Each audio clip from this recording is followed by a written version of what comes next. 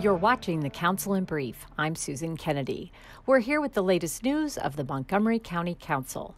Up first this time, the Council has voted to approve the Veirs Mill Corridor Master Plan, which focuses on improved safety for pedestrians, bicyclists, transit riders, and motorists.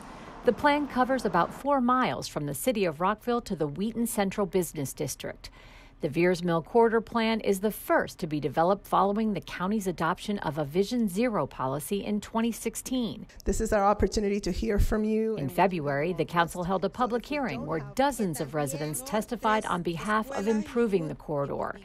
And there should be no reason why walking to school for any age involves intermingling with cars going 40 to 60 miles per hour. That's a recipe for death.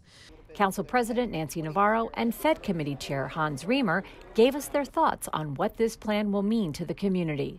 Well, this plan really does incorporate for the first time elements of Vision Zero, recognizing that it's a corridor that has become a lot more dense and really dangerous for pedestrians, a lack of connectivity, lack of pedestrian safety treatments, and so this is a plan that I think reflects all of this. We also looked into making sure that we could preserve the market affordable housing that's already there, while also taking advantage of some public properties, public land properties, to add some affordable housing and some mixed use. Well, the Veirs Mill plan has 2 major elements. One is housing and the other is transportation. And the transportation side is very different for us. This is a new kind of plan where we really focused on how can we make Veirs Mill corridor safe? How can we make it a safe place to walk, to bike? Many people have been killed, unfortunately. There's a lot of car crashes. We just want that to change. We believe that it's actually possible to get to 0 deaths on Veirs Mill.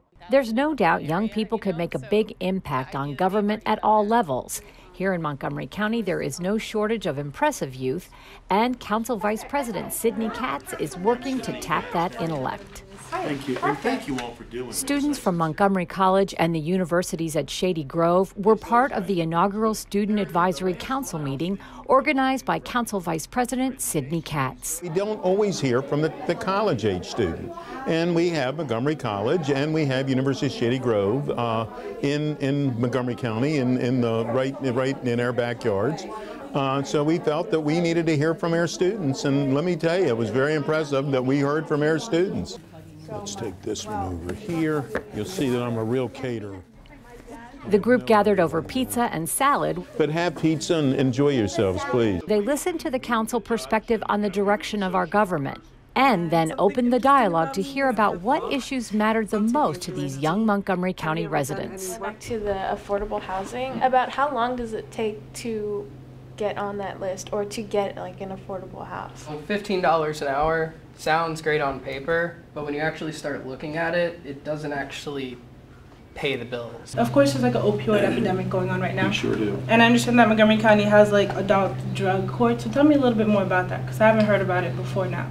I'm very passionate about all those things, knowing that it influences people that either I know, people that are my neighbors and friends. I feel the most important thing is listening to whoever's coming up with these suggestions, because it's really what the problems that they're personally encountering. So you have to understand that although people are encountering these things, you have to hear their perspective on it. The kickoff meeting is part of a bigger plan to hold these get-togethers on a regular basis, not only to find out what these young people are thinking, but also to tap their intellect. But they do get funding from the government for Medicaid and Medicare. They do get those. One of the things I was impressed with is when one young person talked about health care and the other person, I'm really passionate about health care, who was, getting their degree in that, decided that she needed to answer that question as well. And that was a great help to me. And that's the information that we need to hear.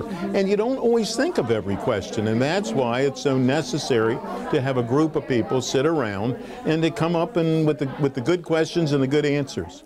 For more information on upcoming Student Advisory Council meetings, visit the Council Vice President's webpage. Well, that does it for this edition of the Council in Brief. For County Cable Montgomery, I'm Susan Kenedy.